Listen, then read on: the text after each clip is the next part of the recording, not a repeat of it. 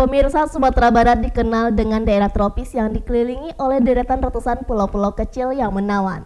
Salah satu kawasan wisata bahari yang ada di Sumatera Barat adalah kawasan Mandeh yang terletak di Kota 11 Tarusan, Kabupaten Pesisir Selatan, Sumatera Barat.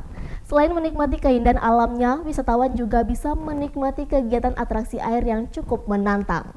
Lokasi wisata ini juga disebut Raja Ampatnya Sumatera Barat. Dan pemirsa, informasi ini sekaligus mengakhiri kebersamaan kita dalam iNews Sumatera Barat. Selalu jaga kesehatan dan selamat beraktivitas. Saya Sylvia Afrilia beserta seluruh rekan bekerja yang bertugas undur diri. Terima kasih atas perhatian Anda. Wassalamualaikum warahmatullahi wabarakatuh dan sampai jumpa.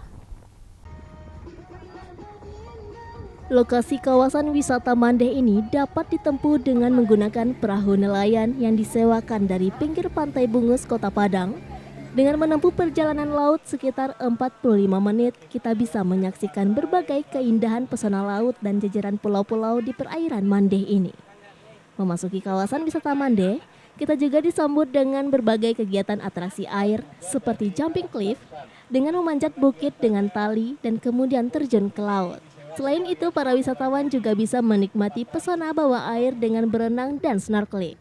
Di sekitar kawasan tersebut terdapat Pulau Pemutusan, Pulau Setan, dan Pulau Pasumpahan yang dikenal sebagai surganya wisata air. Kawasan Mandeh merupakan perpaduan perbukitan yang alami dengan keindahan teluk yang dihiasi dengan gugusan pulau-pulau kecil yang berada di bagian tengah Teluk Cerocok Tarusan.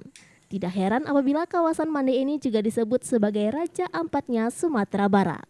Nah, jika Anda tengah berkunjung ke Sumatera Barat, kawasan wisata Mandeh ini bisa menjadi salah satu destinasi wisata Anda saat berlibur akhir pekan.